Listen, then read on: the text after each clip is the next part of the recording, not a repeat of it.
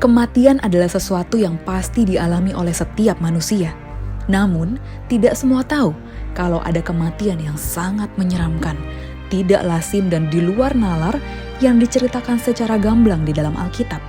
Berikut adalah 5 kematian paling menyeramkan di dalam Alkitab versi NK Ministry. Terkisah dari Kisah Para Rasul 12. Pada waktu itu Raja Herodes mulai bertindak keras dengan menyuruh membunuh Yakobus saudara Yohanes dengan pedang dan memenjarakan Petrus.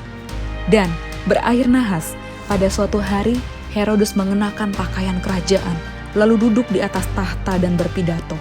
Kemudian rakyatnya bersorak dan berkata membalas pidatonya, "Ini suara Allah dan bukan suara manusia."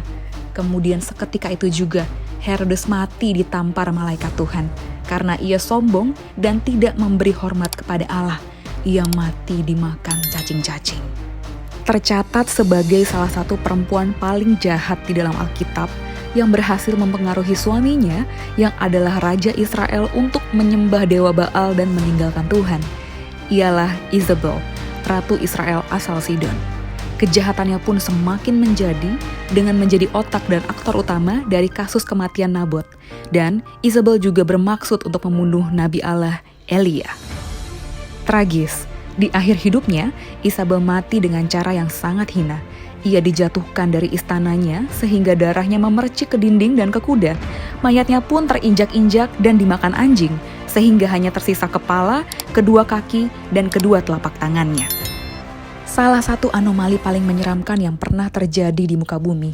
Tuhan menjadikan sesuatu yang belum pernah terjadi. Korah, Datan, Abiram, para pemberontak yang melawan Musa, pemimpin pilihan Tuhan, mati dengan cara tidak wajar, yang tidak dialami oleh setiap manusia. Tanah mengangangkan mulutnya dan menelan Korah, Datan, Abiram bersama-sama dengan istrinya, para anaknya, dan para anak-anaknya yang masih kecil hidup-hidup, beserta segala kepunyaannya, yaitu seisi rumahnya dan segala harta milik mereka. Seperti senjata makan tuan, beberapa tentara terkuat pilihan Raja Nebukadnezar bermaksud melemparkan Sadrak, Mesak, Abednego ke dalam perapian karena tidak mau menyembah raja. Dan dapur perapian itu dipanaskan 7 kali lipat lebih panas dari biasanya. Namun, ternyata justru panasnya nyala api perapian itu yang sangat luar biasa, malahan membakar mati algojo terkuat pilihan raja yang mengangkat Sadrak, Mesak, dan Abednego. Dikisahkan di Alkitab, ada seorang Lewi yang menjemput gundiknya pulang dari rumah ayah gundiknya tersebut. Namun, saat perjalanan pulang, mereka singgah di kota Gibea, kepunyaan suku Benyamin, dan menginap di rumah seorang tua yang berasal dari pegunungan Efraim yang tinggal di Gibea sebagai pendatang. Tetapi, pada saat malam hari, orang-orang Dursila dari kota itu mengepung rumah orang tua itu dan menggedor-gedor pintunya sambil berkata, "Bawa mereka keluar, kami mau memperkosa tamumu," pria Lewi tersebut. Kondisi saat itu menjadi semakin tidak terkendali. Bapak tua pemilik rumah sudah berusaha sekuat tenaga untuk menghalanginya. Hingga pada akhirnya, orang Lewi tersebut menyerahkan gundiknya dengan terpaksa. Kemudian orang-orang Dursila kota itu memperkosa gundik perempuan itu semalam-malaman dan mempermainkannya sampai pagi. Hingga pada akhirnya, gundik perempuan orang Lewi tersebut meninggal dunia.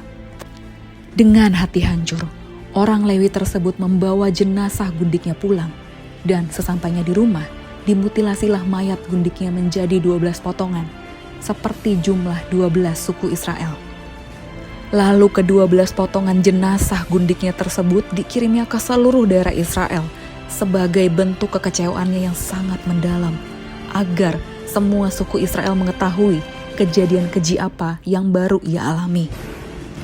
Ini adalah kejadian mutilasi pertama yang terjadi pada bangsa Israel semenjak mereka bebas dari perbudakan bangsa Mesir. Dan ini adalah awal pemicu perang antara bangsa Israel melawan Bani Benyamin yang menewaskan puluhan ribu orang. Blessed people, itulah 5 kematian paling menyeramkan di Alkitab versi NK Ministry. Kalau menurutmu ada yang lainnya, komen di bawah ya. Tetap semangat di dalam Tuhan. God bless you.